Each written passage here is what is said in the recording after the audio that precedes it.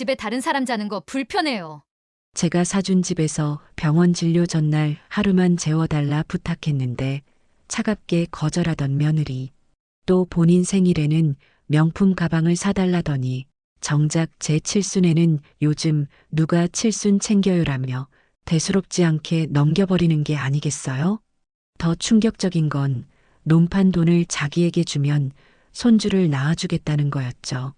손주를 핑계로 돈을 뜯어내려 하다니요. 부모에게 받는 건 당연시하면서 부모에게 주는 건 싫어하는 아들과 며느리. 결국 저는 그런 아들 며느리에게 제대로 정신교육 시켜줬습니다. 제 얘기 한번 들어봐 주실래요? 이 사연 어디서 듣고 계시는지 댓글에 남겨주세요. 감사한 마음으로 반갑게 인사드리겠습니다. 구독과 좋아요 버튼 꾹 눌러주시면 여러분께 더 많은 사연을 전해드리는데 큰 힘이 됩니다. 안녕하세요. 저는 김영숙이라고 합니다. 올해 71살이에요. 남편과 함께 시골에서 평생 농사를 지으며 살아왔죠. 우리 집은 대대로 농사를 지어온 집안입니다. 남편과 결혼한 지가 벌써 45년이 넘었어요. 그동안 정말 많은 일들이 있었는데 그 중에서도 가장 큰 기쁨이자 걱정거리는 바로 우리 아들 준호였죠. 저와 남편은 이 하나뿐인 아들을 위해서라면 뭐든지 해주자고 마음먹었습니다. 그래서 새벽부터 밤늦게까지 논밭에서 구슬땀을 흘렸어요.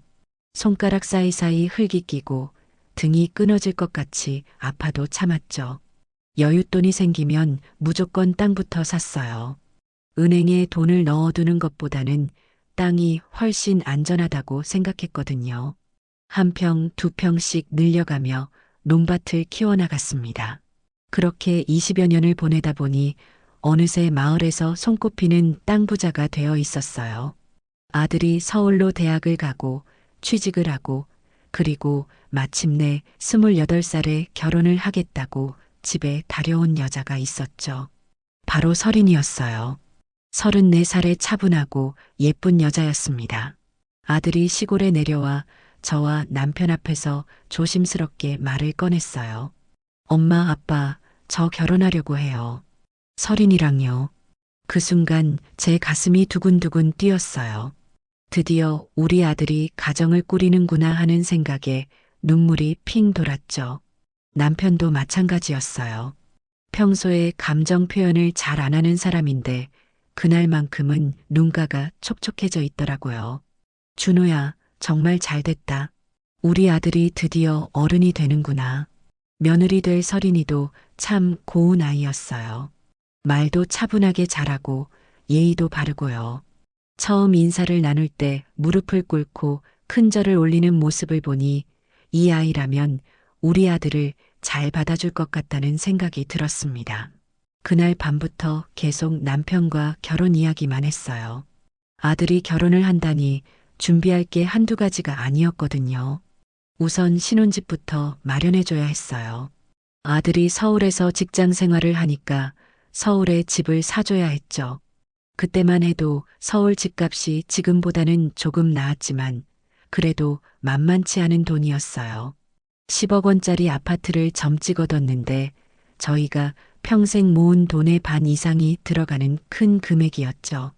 여보, 우리 돈 다 털어서라도 아들한테 집 사줘야겠어. 신혼부부가 전세라도 살게 하면 되겠지만 그래도 내 집이 있어야 마음이 편하잖아.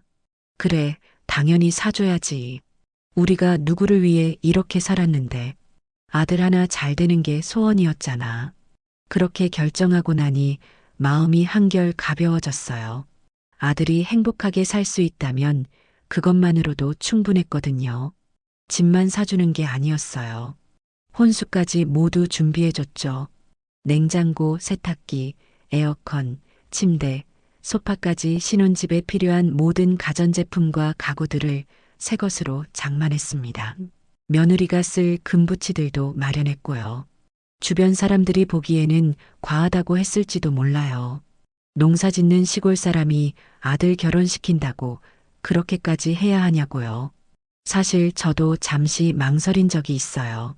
이 돈이면 우리 노후를 더 편하게 보낼 수 있을 텐데 하는 생각도 들었거든요. 그런데 그럴 때마다 아들 어릴 적 모습이 떠올랐어요. 다른 집 아이들은 다 가지고 있는 장난감 하나 사달라고 하지 못해서 혼자 흙장난하며 놀던 모습, 학용품 하나라도 새 것으로 사주려고 장터까지 나가던 제 모습들이 스쳐 지나갔죠. 그래서 결국 마음을 굳혔어요. 아들 결혼은 평생에 한 번뿐인 일이니까 후회 없이 해주자고요. 우리가 평생 모은 재산의 대부분을 아들 결혼 준비에 쏟아부었습니다. 결혼식 당일 저는 정말 행복했어요. 우리 아들이 멋진 턱시도를 입고 아름다운 신부와 함께 식장을 걷는 모습을 보니 그동안의 고생이 다 보상받는 기분이었거든요. 손님들도 신랑 신부가 참 잘 어울린다고 칭찬을 아끼지 않았어요. 그날 저는 마음속으로 다짐했습니다. 이제 우리 아들도 가정을 꾸렸으니 며느리와도 잘 지내면서 행복한 가족이 되어보자고요. 그리고 곧 손주도 볼 수 있을 거라는 기대감에 가슴이 설렜어요. 결혼 후 한 달 정도 지났을 때 아들 내외가 시댁에 인사를 왔습니다. 며느리 서린이가 제가 해준 음식을 맛있게 먹는 모습을 보니 기분이 좋더라고요. 그때만 해도 저는 정말 좋은 며느리를 만났다고 생각했어요. 시골 공기도 맑고 좋다면서 사진도 많이 찍고 저희가 농사 지은 채소들도 챙겨가겠다고 하고요. 그런 모습들이 참 예뻐 보였어요. 그런데 그때는 몰랐죠. 앞으로 어떤 일들이 기다리고 있을지 말이에요. 첫 번째 충격은 아들이 결혼한 지 석 달쯤 지났을 때 찾아왔습니다. 그날 저는 몸이 좀 이상해서 큰 병원에서 정밀 검사를 받아야 했어요. 시골 보건소에서는 제대로 된 검사를 받기 어려워서 서울에 있는 대학병원으로 가야 했거든요. 검사 예약을 잡고 보니 하루 전날 서울에 가서 하룻밤 자고 다음날 아침 일찍 병원에 가야 하는 상황이었습니다. 평소 같으면 남편과 함께 서울 근처 모텔에서 하룻밤 자고 가는데 그날은 남편이 농사일로 바빠서 함께 갈 수 없었어요. 혼자 가기에는 막막했죠. 그래서 아들에게 전화를 걸었습니다. 준호야, 엄마가 내일 병원 검사 받으러 가는데 오늘 밤 하루만 재워줄 수 있니? 전화 너머로 아들이 잠시 망설이는 소리가 들렸어요. 그리고 며느리와 뭔가 이야기하는 소곤소곤한 목소리가 들렸습니다.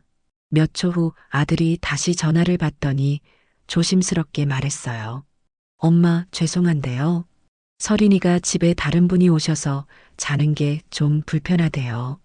병원 근처에 괜찮은 모텔 있으니까 거기서 주무시면 안 될까요? 그 순간 제 귀를 의심했어요. 내가 뭘 잘못 들었나 싶어서 다시 한번 물어봤죠. 준호야, 서린이가 뭐라고 했다고? 아들의 목소리는 점점 작아졌어요. 미안하다는 말을 중얼중얼하면서도 결국 같은 이야기를 반복했습니다. 그때 뒤에서 며느리 목소리가 들렸어요. 어머님, 죄송해요. 근데 저희도 신혼이고 해서 집에 다른 분이 계시면 정말 불편하거든요. 이해해 주세요. 그 말을 듣는 순간 제 가슴이 철렁 내려앉았어요. 다른 분이라니요. 저는 그 집을 사준 사람이고 시어머니인데 다른 분이라고 하다니요. 그것도 제가 사준 집에서 말이에요. 저도 모르게 목소리가 높아졌어요. 야, 그게 무슨 소리야? 내가 사준 집 아니냐? 그랬더니 며느리가 대답하는 소리가 더 또렷하게 들렸습니다. 사주셨으면 이제 저희 집이잖아요. 어머님도 이해해 주세요. 전화를 끊고 나서 한참 동안 멍하니 앉아 있었어요. 손에 들고 있던 전화기가 무겁게 느껴졌죠. 마치 꿈을 꾸는 것 같았어요. 내가 키운 아들이, 내가 집까지 사준 아들이 정말 이런 말을 할 수 있는 건가 하는 생각이 들었거든요. 그날 오후 늦게 서울로 올라가는 버스에 몸을 맡겼어요. 차창 밖으로 스쳐 지나가는 풍경들이 평소보다 더 쓸쓸해 보였습니다. 마음이 무거워서인지 평소 같으면 2시간 반이면 도착하는 길이 정말 길게 느껴졌어요. 서울역에 도착해서 병원 근처 모텔을 찾아 헤맸어요. 시골에서 평생 살아온 저에게 서울은 여전히 낯선 곳이었거든요. 길을 몰라서 이리저리 돌아다니다 보니 어느새 해가 뉘엿뉘엿 지고 있었죠. 겨우 찾은 모텔은 낡고 좁은 곳이었어요. 벽지는 곳곳이 뜯어져 있고 이불에서는 눅눅한 냄새가 났습니다.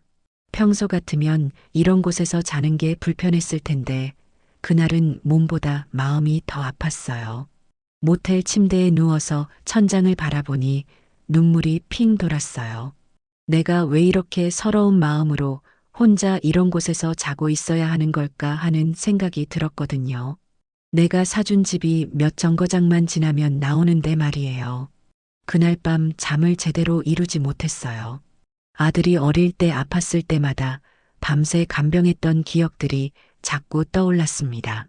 감기에 걸려서 열이 날 때면 온종일 등을 문질러주고 학교에서 다쳐서 오면 약 발라주면서 아프지 말라고 호호 불어주던 기억들이요. 그렇게 키운 아들이 이제는 저를 다른 사람이라 부르고 하룻밤 재워달라는 부탁도 거절하는구나 하는 생각에 가슴이 미어지는 것 같았어요.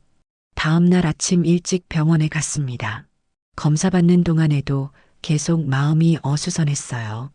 의사 선생님이 뭐라고 설명해 주시는데도 제대로 귀에 들어오지 않았죠. 다행히 검사 결과는 별다른 이상이 없다고 했지만 정작 제 마음은 많이 아팠어요. 검사가 끝나고 집으로 돌아가는 버스 안에서도 계속 생각에 잠겼어요. 이게 정말 현실인가 싶었거든요. 내가 평생 모은 돈을 털어서 집을 사준 아들이 그 집에서 하룻밤도 재워주지 않다니요.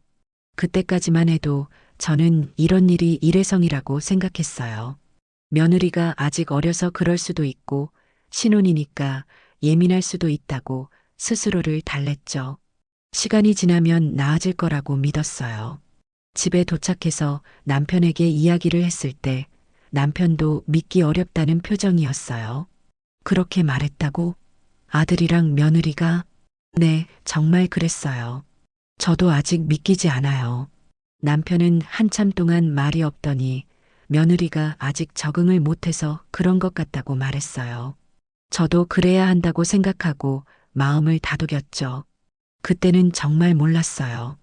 이건 시작에 불과했다는 걸 말이에요.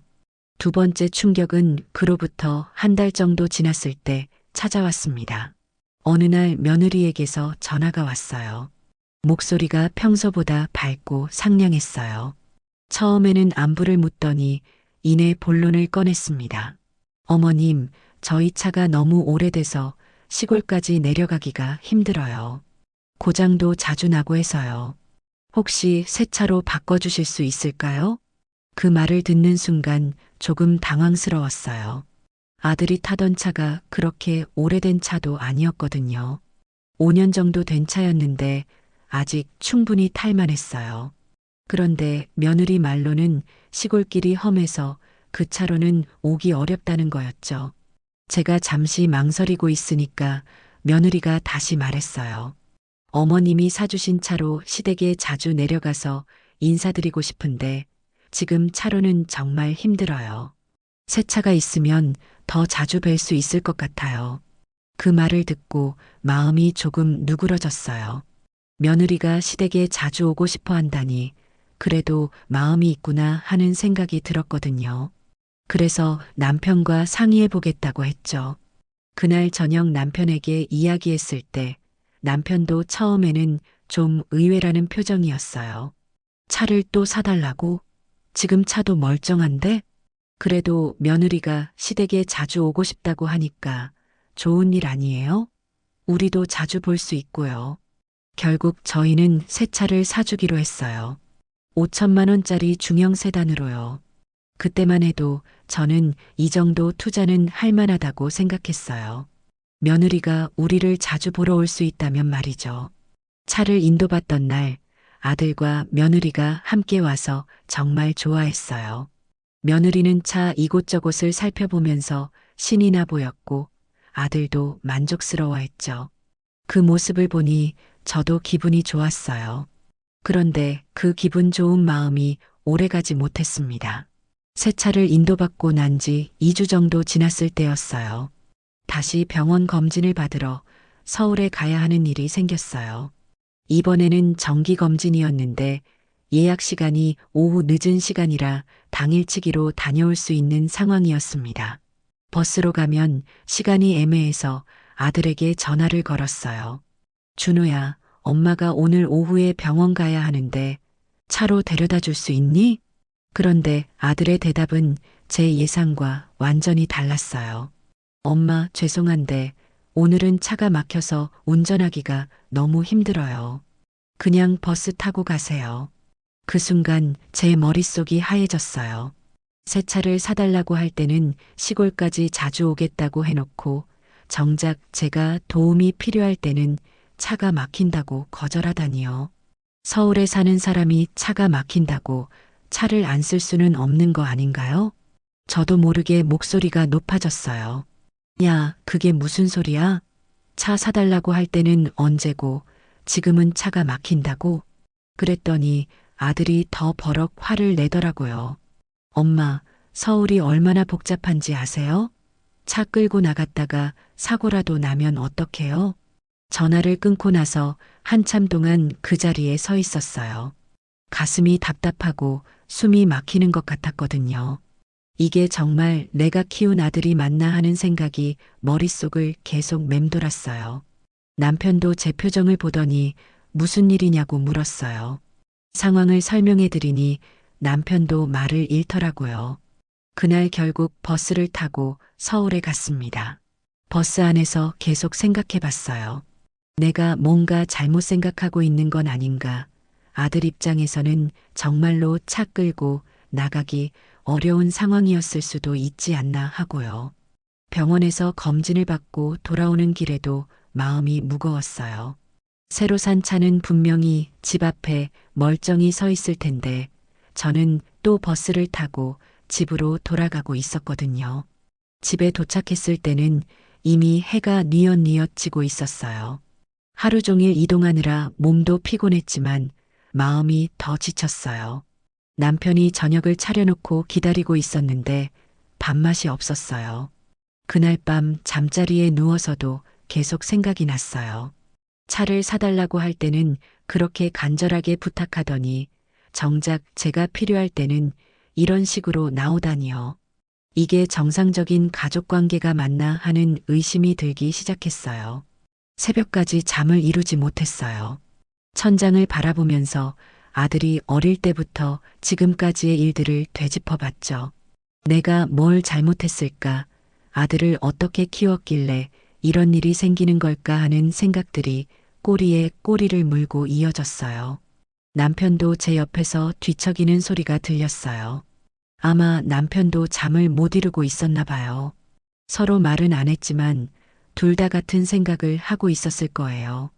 그 다음 날부터 며느리가 시댁에 자주 오겠다던 약속은 어떻게 됐을까요? 새 차를 받고 나서 한 달이 지나도록 한 번도 시댁에 내려오지 않았어요. 연락도 없었고요. 그때서야 깨달았어요. 차를 사달라고 할 때 했던 말들이 다 거짓말이었다는 걸 말이에요. 시댁에 자주 오겠다는 것도 우리를 자주 보고 싶다는 것도 모두 차를 얻어내기 위한 수단이었던 거죠. 그날 이후로 아들을 보는 제 마음이 조금씩 변하기 시작했어요.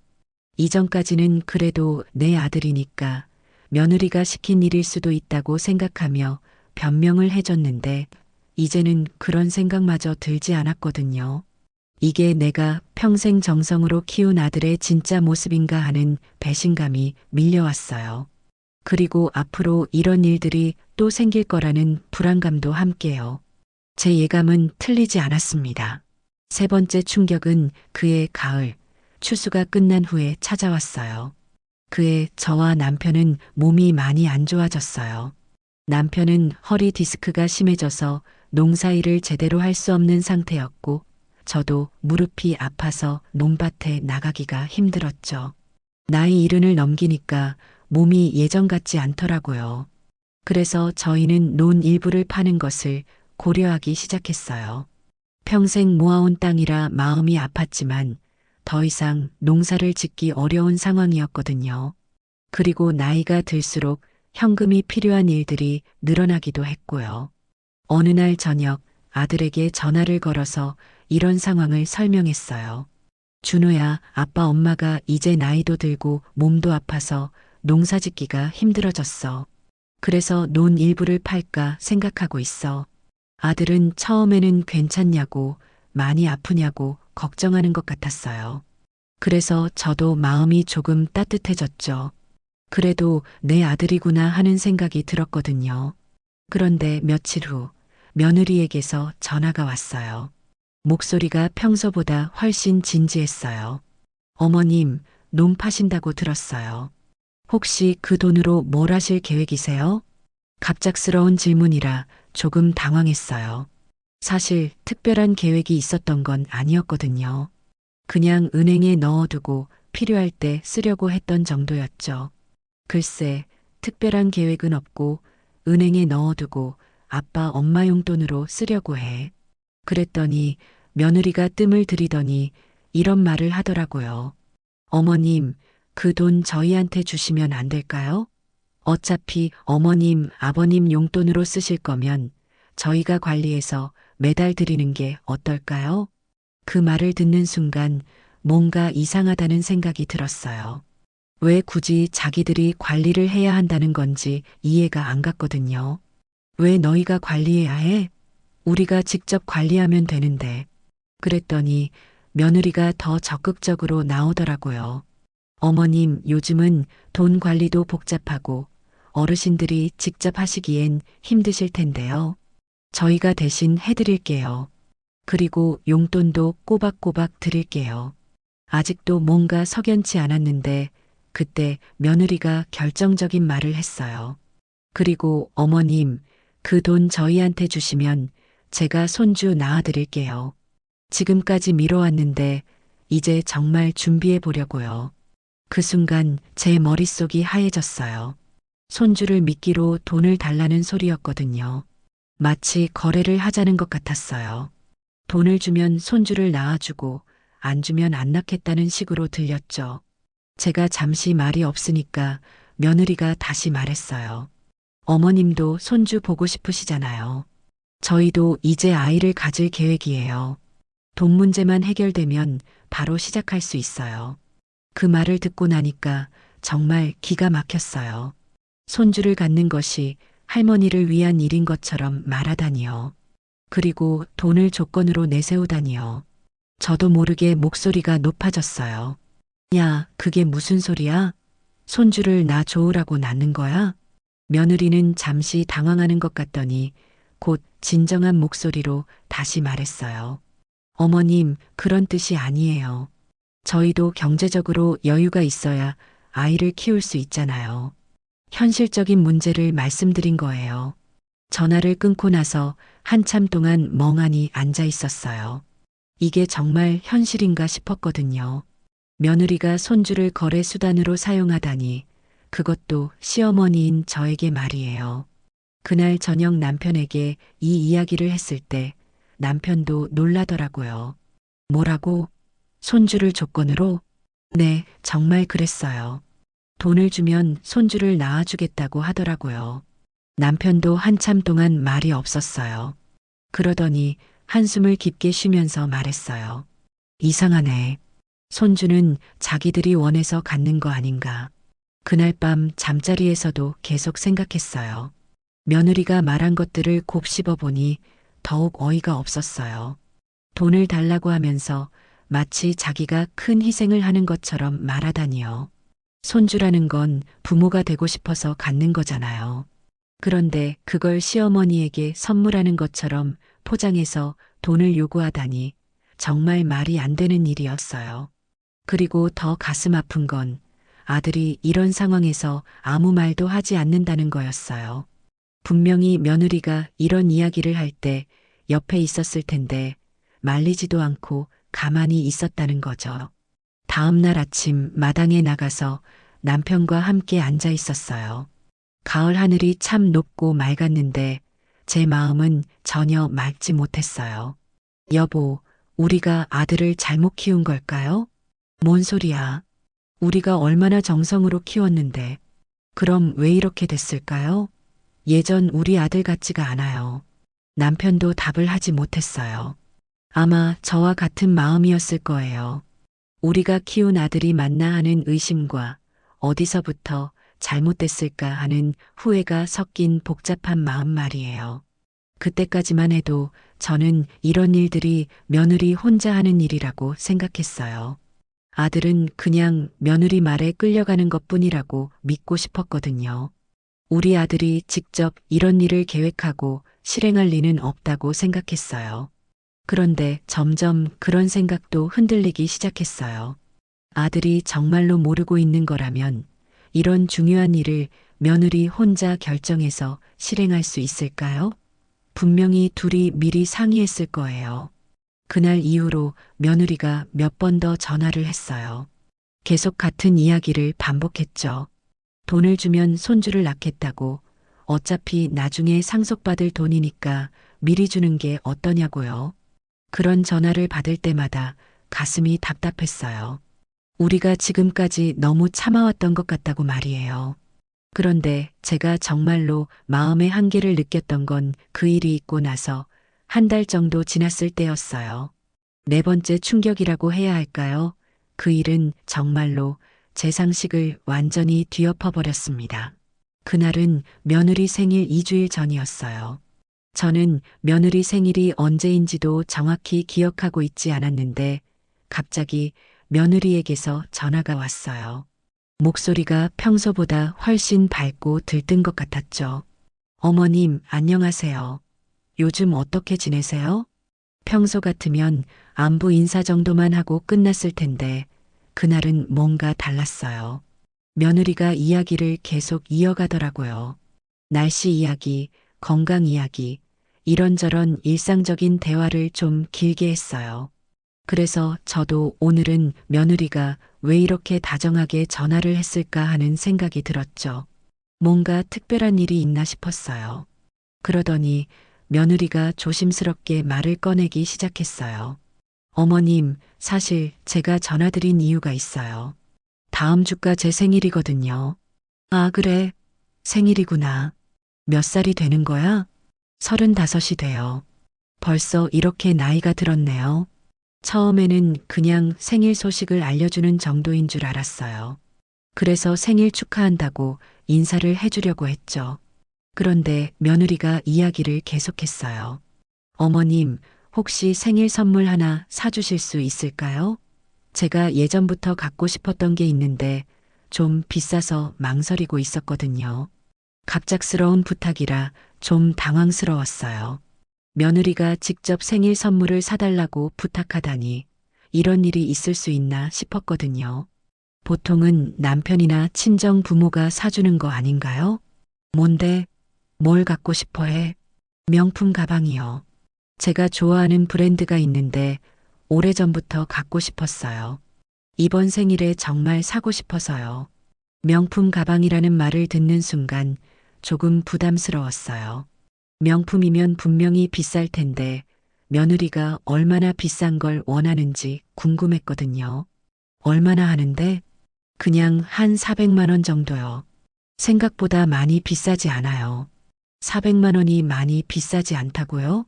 그 순간 제 귀를 의심했어요. 며느리가 지금 뭐라고 한 건지 다시 한번 확인하고 싶었거든요. 뭐라고? 400만 원? 네, 요즘 명품 가방이 다 그 정도 해요. 오히려 저렴한 편이에요.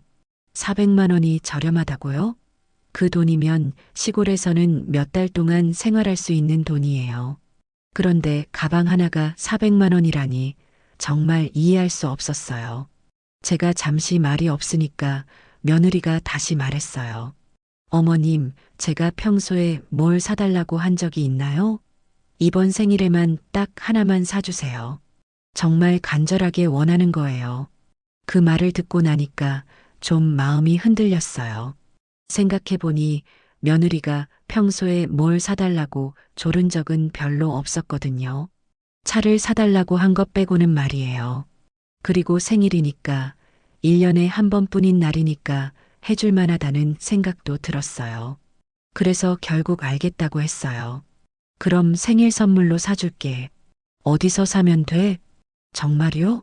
감사해요, 어머님. 백화점에서 살 수 있어요. 제가 직접 가서 고르고 연락드릴게요. 전화를 끊고 나서 남편에게 이야기했어요. 며느리 생일 선물로 가방을 사주기로 했다고 400만 원 정도 한다고요. 남편도 처음에는 비싸다고 했는데 생일이니까 한 번 정도는 해줄 만하다고 했어요. 그런데 이틀 후에 며느리에게서 다시 전화가 왔어요. 목소리가 좀 급해 보였어요. 어머님, 백화점에 가서 가방을 봤는데요. 제가 원했던 것보다 조금 더 비싸네요. 얼마나 더 비싼데? 500만 원이에요. 100만 원 더 비싸요. 그래도 정말 예쁘고 제가 정말 갖고 싶은 거예요. 처음에 400만 원이라고 해놓고 이제 500만 원이라고요? 100만 원이 그냥 추가되는 거예요. 저도 모르게 한숨이 나왔어요. 이미 사주겠다고 약속한 상황에서 가격이 올라간다고 하니까 난처했거든요. 거절하자니 이미 약속했고 그렇다고 500만 원을 선뜻 내주기에는 부담스럽고요. 그런데 며느리가 계속 말했어요. 어머님, 정말 이 가방 하나만 사주세요. 제가 평생 쓸 수 있는 거예요. 한 번만 사주시면 다시는 이런 부탁 안 드릴게요. 결국 그날도 알겠다고 했어요. 이미 사주겠다고 약속한 마당의 가격 때문에 번복할 수는 없었거든요.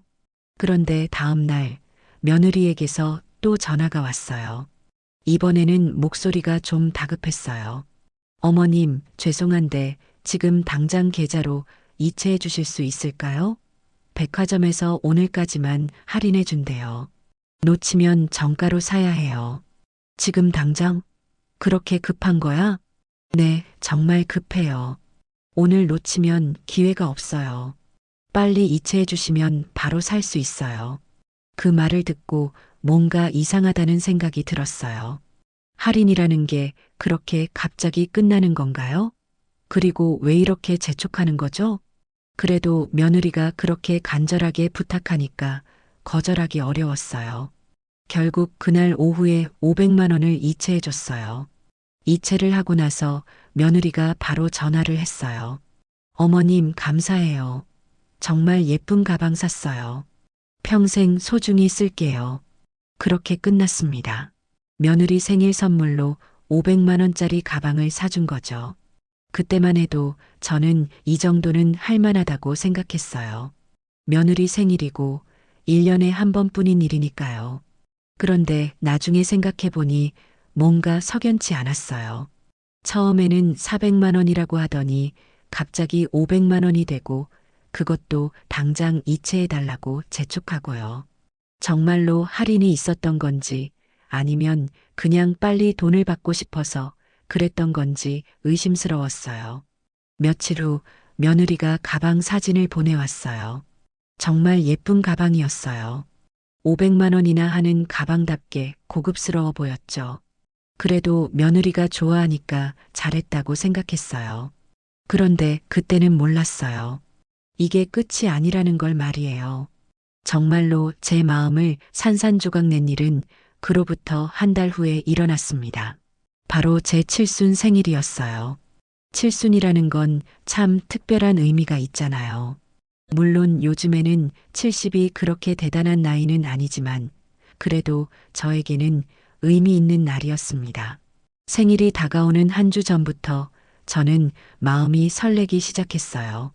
아들과 며느리가 뭔가 준비를 하고 있을까 하는 기대감이 있었거든요. 설마 제 칠순을 그냥 넘어갈 리는 없을 거라고 생각했어요. 평소에 아무리 서운한 일들이 많았어도 칠순만큼은 다를 거라고 믿었습니다. 생일 며칠 전부터는 혹시 깜짝 선물이라도 준비하고 있는 건 아닌가 하는 생각도 들었어요. 그래서 일부러 연락을 안 하고 기다렸죠. 생일 전날 밤에는 잠이 잘 안 왔어요. 내일이면 칠순이구나 하는 생각에 감회가 새로웠거든요. 지금까지 살아온 세월들을 되돌아보니 참 많은 일들이 있었어요. 결혼하고 아들 낳고 농사 지으며 살아온 70년의 세월이요. 그리고 내일은 아들과 며느리가 축하해 줄 거라는 기대감에 가슴이 두근거렸어요. 아마 케이크도 사올 거고 꽃다발도 준비했을 거고 맛있는 음식도 해줄 거라고 상상했죠. 생일 당일 아침 일찍 일어나서 단장을 했어요. 평소보다 조금 더 예쁜 옷을 입고 머리도 정성스럽게 빗었어요. 오늘만큼은 주인공이니까 좀 특별하게 꾸며야겠다고 생각했거든요. 아침을 먹고 나서부터 전화를 기다렸어요. 아들이나 며느리 중 누군가는 아침 일찍 축하 전화를 할 거라고 생각했거든요.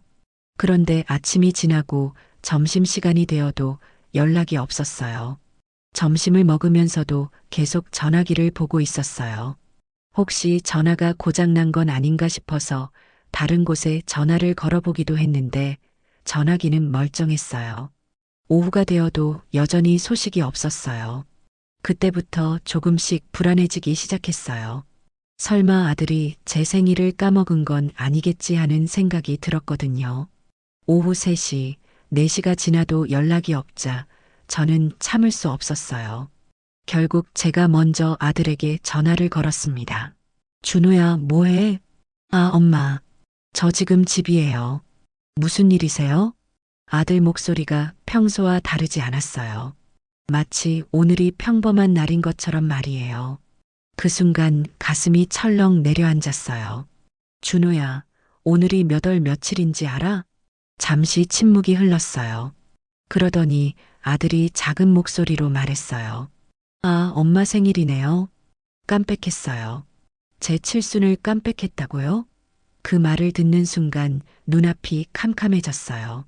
평생 하나뿐인 칠순을 아들이 까먹다니 이런 일이 있을 수 있나 싶었거든요. 그래도 이제라도 생각났으니까 뭔가 해주겠다고 할 줄 알았어요. 미안하다고 하면서 저녁에라도 오겠다고 할 거라고 기대했죠. 그런데 아들이 한 말은 제 예상과 완전히 달랐어요. 엄마, 죄송해요. 그런데 오늘은 너무 바빠서 내려갈 수가 없어요. 그 말을 듣고 정말 할 말을 잃었어요. 제 칠순인데 바쁘다고 못 온다고요. 그때 뒤에서 며느리 목소리가 들렸어요. 아들이 며느리에게 뭔가 말하는 소리가 들리더니 며느리가 전화를 받았어요. 어머님, 안녕하세요. 생일 축하드려요. 고맙긴 한데 목소리가 너무 건성이었어요. 마치 의무적으로 인사하는 것 같았거든요. 그런데 며느리가 이어서 한 말이 정말 충격적이었어요. 어머님, 요즘 누가 칠순 같은 걸 일일이 챙기나요? 그냥 넘어갈 수도 있지. 그 순간 귀를 의심했어요. 며느리가 지금 뭐라고 한 거죠? 칠순을 그냥 넘어가자고요? 제가 잠시 말이 없으니까 며느리가 다시 말했어요. 요즘 시대에 칠순 파티 같은 거 하는 집이 어디 있어요? 조용히 지내시면 되잖아요. 전화를 끊고 나서 한참 동안 그 자리에 서 있었어요. 지금 무슨 일이 일어난 건지 정리가 안 됐거든요. 그날 저녁 남편이 작은 케이크를 사왔어요. 동네 빵집에서 파는 조그마한 케이크였는데 그래도 초 7개를 꽂아서 가져왔더라고요. 여보, 우리끼리라도 축하하자. 칠순인데. 남편 목소리도 힘이 없었어요. 그날 밤 작은 식탁에 둘이 앉아서 케이크를 자르는데 눈물이 핑 돌았어요. 이게 제 칠순 생일 파티의 전부였거든요. 시골집 작은 식탁에서 남편과 둘이서 조그마한 케이크 하나를 나눠 먹는 것이요. 촛불을 끄면서 소원을 빌어보라고 남편이 말했는데 무슨 소원을 빌어야 할지 모르겠더라고요. 아들이 다시 예전 같은 마음으로 돌아오기를 빌어야 할지 아니면 이제 더 이상 상처받지 않기를 빌어야 할지요. 결국 소원을 빌지 못하고 그냥 촛불을 껐어요. 그리고 케이크를 한 입 먹었는데 달콤해야 할 케이크가 참 씁쓸하게 느껴졌습니다. 그날 밤 잠자리에 누워서 생각했어요. 이게 정말 내 칠순이구나. 평생 기다려온 칠순이 이렇게 쓸쓸하게 지나가는구나 하는 생각에 가슴이 미어지는 것 같았어요. 어릴 때부터 지금까지 아들을 위해 살아왔는데 정작 제가 가장 기뻐해야 할 날에 아들은 없었어요. 그것도 바쁘다는 이유로, 요즘에는 칠순을 안 챙긴다는 이유로 말이에요. 그날 이후로 제 마음이 완전히 달라졌어요. 이제는 정말로 더 이상 기대하지 않기로 했거든요. 아들에게, 며느리에게 그 어떤 것도 기대하지 않기로 말이에요. 그 결심이 굳어진 것은 칠순 생일이 지나고 며칠 후였습니다. 그날 남편과 저는 마당에 앉아서 긴 이야기를 나눴어요.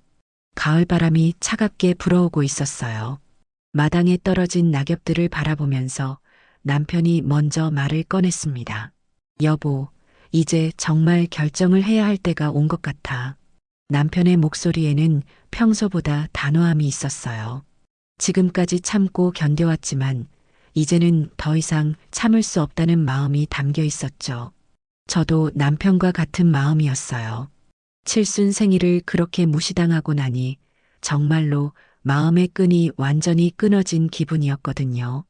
맞아요. 이제 그만해야 할 것 같아요. 더 이상은 안 되겠어요. 그날 밤 저희는 오랫동안 이야기를 나눴어요. 지금까지 아들 내외에게 해준 일들을 하나하나 되짚어 봤죠. 집을 사준 것부터 시작해서 차를 사준 것, 그리고 며느리 생일 선물까지. 그런데 돌아온 건 무엇이었나요? 하룻밤 재워달라는 부탁도 거절당하고, 병원 갈 때 차로 데려다 달라는 것도 거절당하고, 심지어 제 칠순까지 무시당했어요. 그때 문득 중요한 사실 하나가 떠올랐어요. 아들 내외가 살고 있는 그 집이 사실은 제 명의로 되어 있다는 거였죠. 집을 사줄 때 세금 문제 때문에 제 명의로 해두었거든요. 아들이 첫 주택이 아니라서 취득세가 많이 나온다고 해서 저희 명의로 사두면 세금을 아낄 수 있다고 했어요. 그래서 제 이름으로 등기를 해둔 거였습니다. 그리고 매년 재산세며 종합부동산세까지 모두 저희가 내고 있었어요. 아들은 그 집에 살면서 세금 한 푼 내지 않았거든요. 여보, 그 집이 우리 명의로 되어 있는 거 알죠? 그럼 내가 어떻게 있겠어? 세금도 우리가 계속 내고 있잖아. 그 순간 저희 마음에 확신이 섰어요. 우리가 사준 집이고 우리 명의로 되어 있고 세금까지 우리가 내고 있는 집인데 왜 우리가 이런 대접을 받아야 하나 하는 생각이 들었거든요. 그날 밤 저희는 결정을 내렸어요. 더 이상 이런 식으로 살 수는 없다고, 뭔가 조치를 취해야 한다고 말이에요. 며칠 동안 고민해 본 결과 저희는 그 집을 파는 것이 최선이라는 결론에 도달했어요. 아들 내외가 그 집에서 나가게 하는 방법은 그것뿐이었거든요. 물론 쉬운 결정은 아니었어요. 그래도 우리 아들인데 이렇게까지 해야 하나 하는 생각도 들었거든요. 그런데 지금까지의 일들을 생각해 보면 다른 방법으로는 이 상황을 바꿀 수 없을 것 같았어요. 며느리는 시어머니를 시어머니로 생각하지 않았고 아들은 어머니를 어머니로 여기지 않았어요. 그들에게 저희는 그냥 돈 주는 기계 같은 존재였던 거죠. 그렇다면 저희도 이제 다르게 행동해야겠다고 생각했어요. 더 이상 일방적으로 베풀고만 있을 수는 없었거든요. 결정을 내리고 나니 마음이 한결 가벼워졌어요. 물론 마음 한편으로는 아픈 기분도 들었지만 그래도 뭔가 해결책을 찾았다는 안도감이 더 컸어요. 다음 날부터 저희는 본격적으로 준비에 들어갔어요. 우선 서울에 살고 있는 여동생에게 연락을 했어요. 여동생은 서울에서 오래 살아서 부동산 일을 잘 알고 있었거든요. 여동생에게 상황을 설명하니까 여동생도 깜짝 놀라더라고요. 언니, 그런 일이 있었어? 아들이 정말 그랬다고? 이제 더 이상 참을 수가 없어요. 여동생도 저희 결정에 동의했어요. 그리고 부동산 매매에 필요한 절차들을 알아봐 주겠다고 했죠. 사실 가장 걱정되는 부분은 아들 내외가 그 집에 살고 있다는 거였어요. 집에 사람이 살고 있으면 매매가 어렵잖아요. 그런데 여동생이 좋은 방법을 알려줬어요. 언니, 집에 세입자가 있어도 팔 수 있어. 다만 시세보다는 조금 싸게 팔아야 해. 집을 사는 사람도 세입자가 나갈 때까지 기다려야 하니까 할인을 요구하거든. 그래도 상관없었어요. 조금 손해를 보더라도 이 상황을 끝내는 게 더 중요했거든요. 여동생이 부동산 중개업소까지 연결해줘서 매매 절차가 빠르게 진행됐어요. 다행히 그 아파트가 있는 지역이 인기가 좋아서 금방 매수자가 나타났어요. 시세보다 2천만 원 정도 싸게 팔았지만 그래도 빨리 정리할 수 있어서 다행이었어요. 매수자도 세입자가 있다는 걸 알고 있었지만 괜찮다고 했거든요. 계약서에 서명하는 순간 정말 복잡한 기분이었어요. 이 집 하나 때문에 가족이 이렇게 멀어지게 될 줄은 꿈에도 몰랐거든요. 그래도 이제 더 이상 뒤돌아볼 수는 없었어요.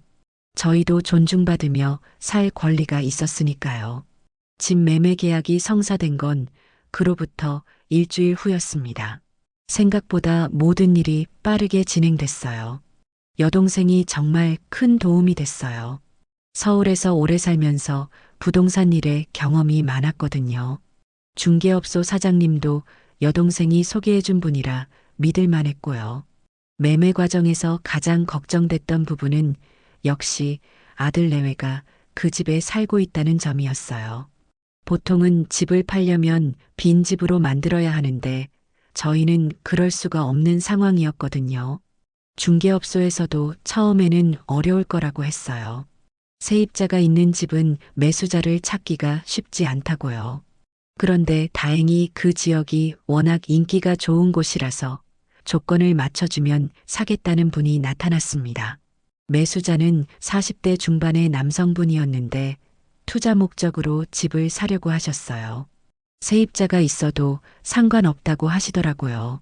다만 시세보다는 할인을 해달라고 하셨죠. 처음 제시한 가격에서 2천만 원을 깎아달라고 하시더라고요. 보통 때 같으면 그렇게 큰 금액을 할인해 주기는 어려웠을 텐데 저희는 빨리 정리하고 싶었어요.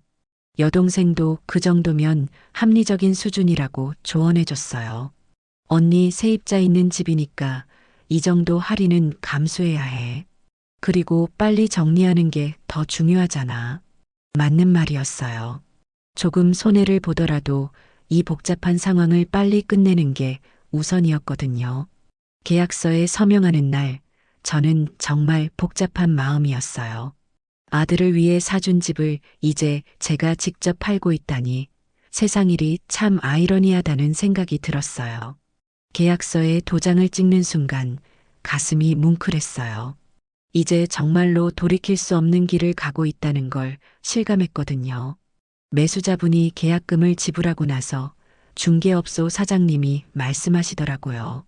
잔금은 한 달 후에 치르기로 했고 그때까지는 현재 거주자분들이 계속 살 수 있습니다. 소유권 이전 등기가 끝나면 새 주인이 되시는 거고요. 그 말을 듣고 나니까 이제 정말 시간이 얼마 남지 않았다는 걸 느꼈어요. 한 달 후면 그 집은 완전히 남의 집이 되는 거였거든요.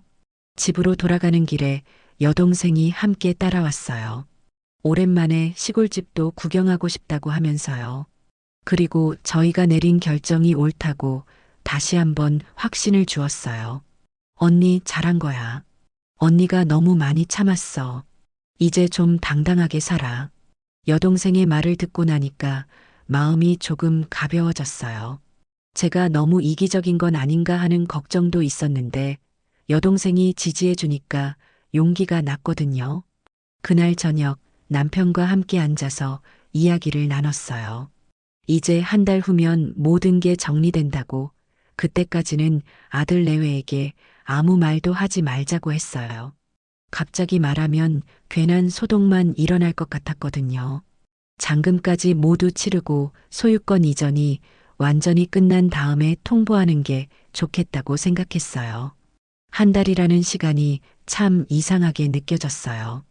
어떤 날은 너무 빨리 지나가는 것 같았고 어떤 날은 너무 느리게 가는 것 같았어요. 마음이 복잡해서 그런 것 같았어요. 드디어 잔금을 치르는 날이 왔어요. 부동산 등기소에서 모든 서류 절차를 마쳤습니다. 그 순간부터 그 집은 공식적으로 새 주인의 것이 됐어요. 등기소에서 나오면서 여동생이 말했어요. 언니, 이제 정말 끝났어. 이제 새로운 시작이야. 집으로 돌아와서 남편과 마주 앉았어요. 이제 아들 내외에게 알려야 할 때가 온 거였죠. 여보, 이제 전화해야겠어요. 그래, 더 이상 미룰 수도 없고. 손이 떨렸어요. 이 전화를 하고 나면 정말로 모든 게 달라질 거라는 걸 알고 있었거든요. 아들과의 관계도, 며느리와의 관계도 모든 게 완전히 바뀔 거였어요. 전화기를 들고 며느리 번호를 눌렀어요. 아들보다는 며느리에게 먼저 알리는 게 좋겠다고 생각했어요. 신호음이 몇 번 울리고 나서 며느리가 전화를 받았습니다. 어머님, 무슨 일이세요? 며느리 목소리는 평소와 다르지 않았어요. 여전히 건성이고 형식적인 톤이었죠. 저는 깊게 숨을 한 번 쉬고 나서 천천히 말을 시작했어요. 설이나, 너희에게 중요한 이야기가 있어서 전화했어. 뭔가 심각한 톤이었나 봐요. 며느리 목소리에 조금 긴장감이 느껴졌거든요. 어머님, 무슨 일인데요? 혹시 몸이 안 좋으신 건 아니죠? 아니야, 내 몸은 괜찮아. 다른 문제야. 너희가 살고 있는 집 말이야. 그 순간 전화 너머로 조용해졌어요. 며느리가 뭔가 예감하고 있는 것 같았어요. 어머님, 집이 왜요? 그 집을 팔았어. 짧고 단호하게 말했어요. 더 이상 돌려서 말할 필요가 없다고 생각했거든요. 그 말을 듣고 며느리가 잠시 말이 없더니 갑자기 목소리를 높였어요. 뭐라고요? 집을 팔았다고요? 그게 무슨 소리예요? 새 주인이 정해졌으니까 너희는 그 집에서 나가야 해. 그 말을 하고 나니까 가슴이 두근두근 뛰었어요. 드디어 말해버렸구나 하는 생각과 함께 약간의 해방감도 느껴졌어요. 며느리는 한참 동안 말을 하지 못했어요. 아마 상황을 이해하려고 애쓰고 있었나 봐요. 그러더니 갑자기 화를 내기 시작했어요. 어머님, 지금 뭐 하시는 거예요? 우리 동의도 없이 어떻게 집을 팔 수가 있어요? 동해, 내 집인데 내가 팔면 안 돼? 그 집 등기부등본 한번 확인해 봐. 누구 이름으로 되어 있는지. 며느리가 잠시 당황하는 것 같더니 목소리를 더 높였어요. 그래도 저희가 살고 있는 집인데 미리 말씀해 주셔야 하는 거 아니에요? 이렇게 갑자기 나가라고 하시면 저희는 어떡해요? 그때 제 안에 있던 모든 분노가 한꺼번에 터져 나왔어요. 지금까지 참아왔던 모든 감정들이 폭발하는 것 같았어요. 너 지금까지 한 행동들 좀 생각해봐. 부모한테 받는 건 당연하다고 생각하면서 정작 우리가 도움이 필요할 땐 어떻게 했니? 며느리가 뭔가 변명하려고 하는 것 같았는데 저는 계속 말을 이어갔어요. 하룻밤 재워달라고 했을 때는 뭐라고 했지? 다른 사람 오는 거 불편하다고 했잖아. 그러면서 차는 사달라고 하고 생일 선물은 500만 원짜리 사달라고 하고 며느리가 작은 목소리로 대답했어요. 어머님, 그건 다 사정이 있어서 그랬던 거예요. 사정? 뭔 사정이야? 내가 칠순인데 너는 뭐라고 했어? 요즘 누가 칠순 챙기냐고 했잖아. 그 말을 하고 나니까 그때의 억울함이 다시 밀려왔어요. 평생 기다려온 칠순을 그렇게 무시당했던 그 순간의 아픔이 고스란히 되살아났거든요. 며느리는 한참 동안 말이 없었어요. 아마 할 말이 없었나 봐요. 그러더니 갑자기 울먹이는 목소리로 말했어요. 어머님, 저희가 잘못했어요. 앞으로 잘할게요. 제발 다시 생각해 주세요. 이제 와서 잘못했다고? 이제 와서 잘할 거라고? 저는 더 이상 그런 말에 흔들리고 싶지 않았어요. 이미 너무 많이 실망했었거든요. 더 이상 너희한테 지원해 줄 생각 없어. 이제부터는 너희가 알아서 살아. 이사 준비하고 바로 나가. 어머님, 바로 어떻게 나가요? 집을 구하는 것도 시간이 걸리는데요. 그건 너희 문제야. 내가 왜 신경 써야 해? 전화를 끊고 나서 한참 동안 그 자리에 앉아 있었어요. 손이 떨리고 가슴이 두근두근 뛰었어요. 드디어 해냈다는 안도감과 함께 뭔가 돌이킬 수 없는 일을 저질렀다는 두려움도 있었거든요. 남편이 제 옆에 앉아서 등을 두드려줬어요. 고생했어. 잘했어. 그날 오후에 아들에게서 전화가 왔어요. 분명히 며느리가 이야기했나 봐요. 아들 목소리는 평소보다 훨씬 화가 나 있었어요. 엄마, 집을 팔았다는 게 정말이에요? 정말이야. 어떻게 그럴 수가 있어요? 저희한테 미리 말이라도 해주셔야 하는 거 아니에요? 왜 말해야 해? 내 집인데 내가 마음대로 하면 안 돼? 아들도 며느리와 비슷한 반응이었어요. 처음에는 화를 내다가 나중에는 사정하고 그러다가 다시 화를 내고요. 엄마, 저희가 갑자기 어디로 가라는 거예요? 집 구하는 것도 돈이 드는데요. 그건 너희가 알아서 해. 지금까지 내가 해준 거로도 충분하잖아. 결국 아들도 아무 말 못하고 전화를 끊었어요. 아마 정말로 할 말이 없었나 봐요. 그 다음 몇 주 동안은 연락이 없었어요. 아들도 며느리도 전화를 하지 않았어요. 아마 이사 준비를 하느라 바빴을 거예요. 한 달이 다 되어 갈 때쯤 여동생에게서 연락이 왔어요. 언니, 그 집 비워졌대. 새 주인이 확인해 보니까 아무도 안 살고 있더래. 결국 아들 내외는 정말로 그 집에서 나간 거였어요. 어디로 갔는지는 몰랐지만 새로운 곳에서 새로운 시작을 하게 된 거죠. 며칠 후에 소식을 들으니 작은 원룸으로 이사했다고 하더라고요. 그 넓고 좋았던 아파트에서 원룸으로 들어갔다니 참 많은 것이 바뀐 거였죠. 그렇게 석 달 정도 지났을까요? 저희는 평소와 다르지 않게 시골에서 조용히 지내고 있었습니다. 가을이 깊어가고 있었어요. 논밭의 추수도 끝나고 겨울 준비를 하는 계절이었죠. 저와 남편은 예전보다 마음이 훨씬 편해졌어요. 그동안 아들 내외 때문에 받았던 스트레스가 없어지니까 몸도 더 건강해진 것 같았거든요. 그런데 어느 토요일 오후 갑자기 대문 앞에서 차 소리가 들렸어요. 누가 왔나 싶어서 창문으로 내다보니 차에서 아들과 며느리가 내리고 있었습니다.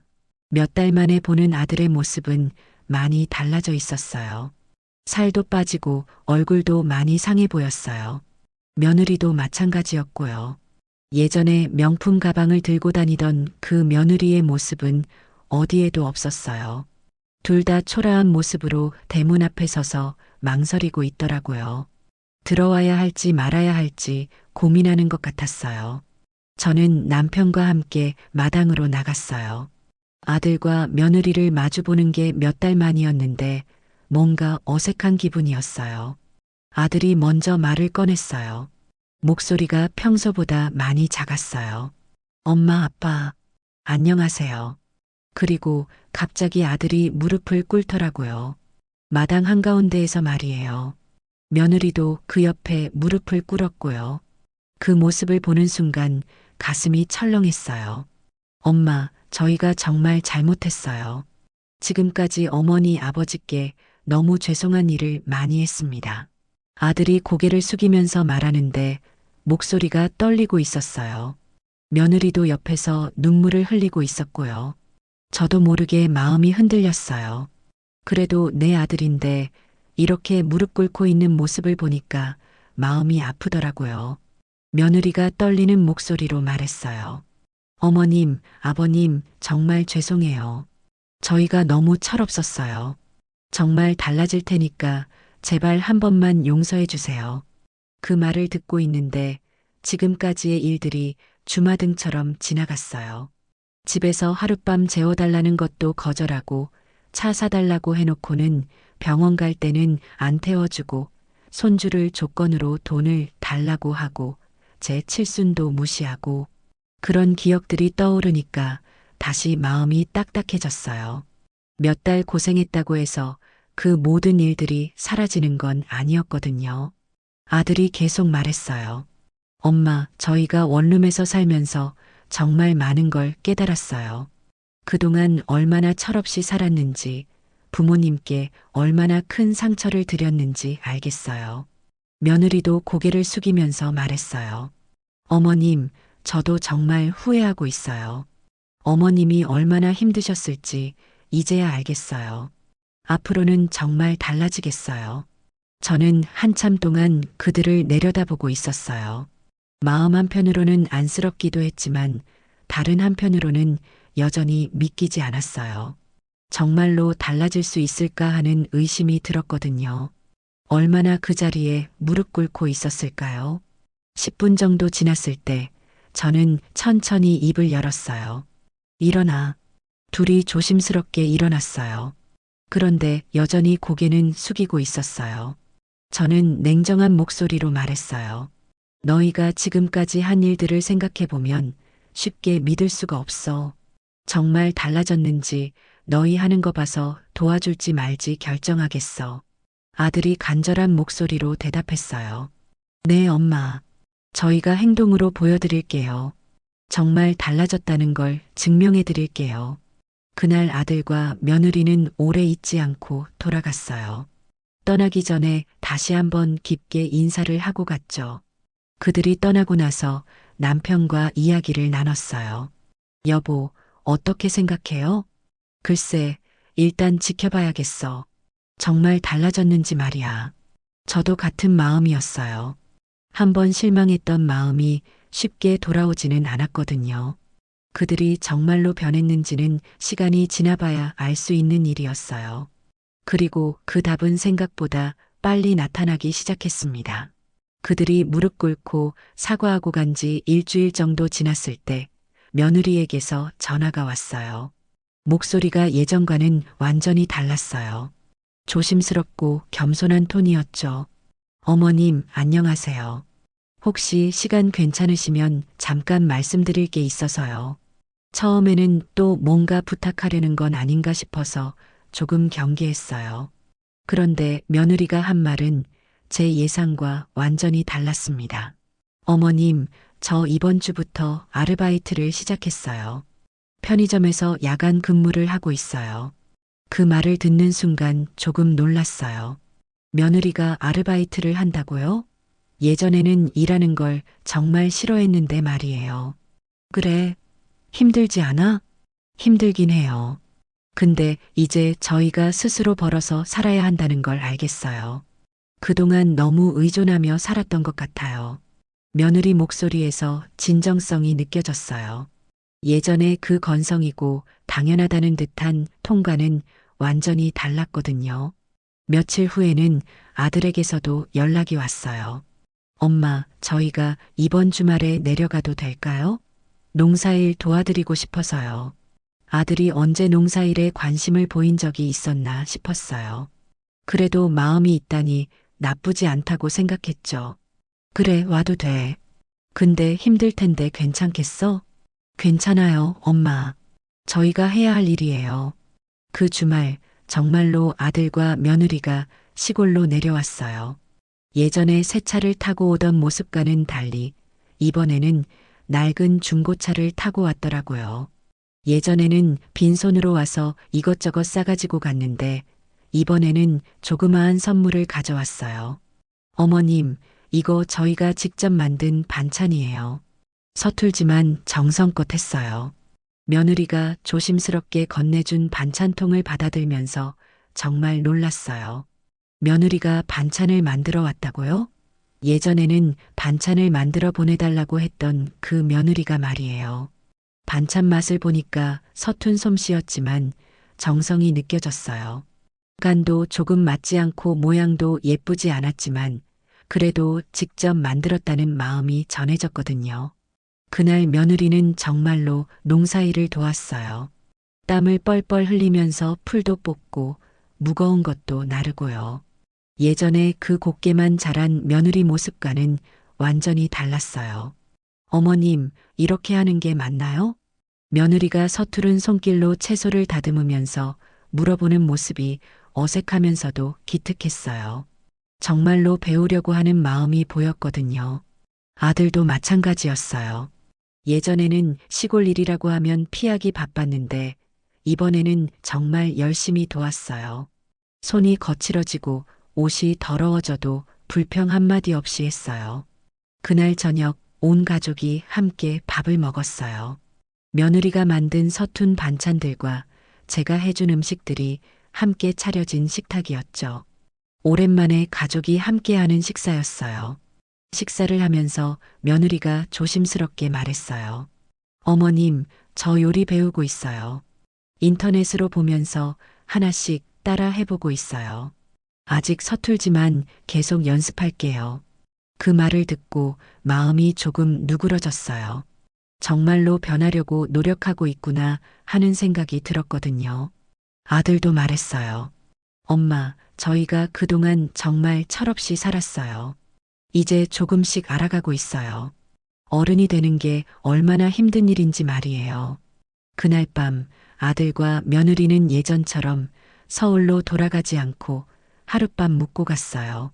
그것도 제가 먼저 제안한 게 아니라 남편이 그러라고 했어요. 내일도 일이 있으니까 하루 더 있다가 가라. 고맙습니다, 아버지. 아들이 정말 고마워하는 표정으로 대답했어요. 예전에는 당연하다는 듯이 받아들였는데 이제는 작은 것 하나에도 감사해야 하는 모습이었어요. 다음 날 아침 며느리가 일찍 일어나서 아침 준비를 도왔어요. 서툴긴 했지만 정말 열심히 했어요. 어머님, 제가 할게요. 앉아 계세요. 그 모습을 보면서 정말 많은 것이 바뀌었다는 걸 느꼈어요. 예전에는 반찬을 만들어 보내달라고 했던 며느리가 이제는 자신이 직접 음식을 해주겠다고 하다니요. 그 이후로 아들과 며느리는 정기적으로 시골에 내려왔어요. 한 달에 2번 정도씩 와서 농사일도 도와주고 집안일도 도와줬어요. 그리고 올 때마다 조금씩 늘어가는 요리 실력으로 만든 반찬들을 가져왔어요. 처음에는 반신반의했던 제 마음도 점점 누그러졌어요. 정말로 변했구나 하는 확신이 들기 시작했거든요.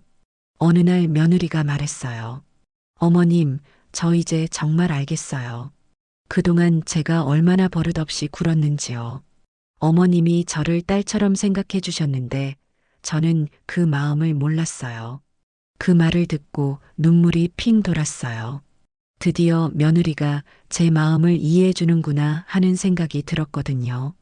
이제는 가끔 며느리가 안부 전화도 해요.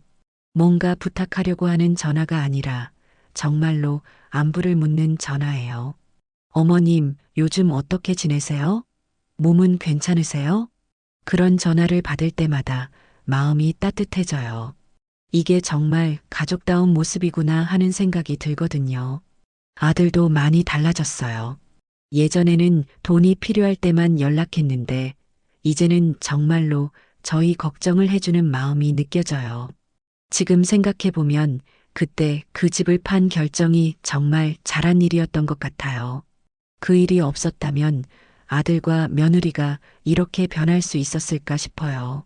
물론 아직도 완전히 예전으로 돌아간 건 아니에요. 상처받았던 마음이 완전히 아물기까지는 시간이 더 필요할 거예요. 그래도 이제는 희망이 보여요. 정말로 가족다운 가족이 될 수 있을 거라는 희망 말이에요. 지금은 며느리가 임신 소식을 전해왔어요. 이번에는 조건 없이 정말 자연스럽게 생긴 아이였죠. 곧 할머니가 될 거라는 기대감에 마음이 설레요. 이제야 정말로 새로운 시작이 된 것 같아요. 저는 깨달았어요. 부모의 사랑이 아무리 크다고 해도 무조건적인 희생만이 답은 아니라는 걸 말이에요. 때로는 단호하게 선을 그어야 할 때가 있어요. 그것이 진정으로 자녀를 위하는 길일 수도 있거든요. 저희가 집을 판 것도 결국은 아들과 며느리가 스스로 설 수 있도록 도운 일이었죠. 부모도 존중받을 권리가 있어요. 일방적으로 주기만 하는 관계는 건강하지 않아요. 서로 배려하고 존중하는 마음이 있어야 진정한 가족이 될 수 있는 거예요. 지금 이 이야기를 듣고 계신 분들 중에도 비슷한 고민을 하고 계신 분들이 있을 거예요. 때로는 용기 있는 결정이 모든 걸 바꿀 수 있다는 걸 기억해 주세요. 늦지 않았어요. 네, 영숙님의 이야기 잘 들어보았습니다. 부모의 사랑은 무제한 지원이 아니라 존중의 약속 위에 서야 합니다. 때로는 선을 긋는 결단이 자녀를 어른으로 세우고 부모를 존중받게 합니다. 가족은 돈이 아니라 책임과 감사로 이어집니다. 혹시 지금 비슷한 상처를 견디고 계신가요? 오늘의 교훈은 분명합니다. 사랑에는 기준이, 효도에는 행동이 필요하다는 것 말이에요. 여러분의 가정에도 바른 경계와 따뜻한 존중이 세워지길 바랍니다. 영숙님에게 응원과 위로의 댓글 남겨주세요. 큰 힘이 됩니다. 구독과 좋아요 버튼 꾹 눌러주시고 오늘도 끝까지 함께 해주셔서 감사합니다. 늘 건강하고 행복하세요.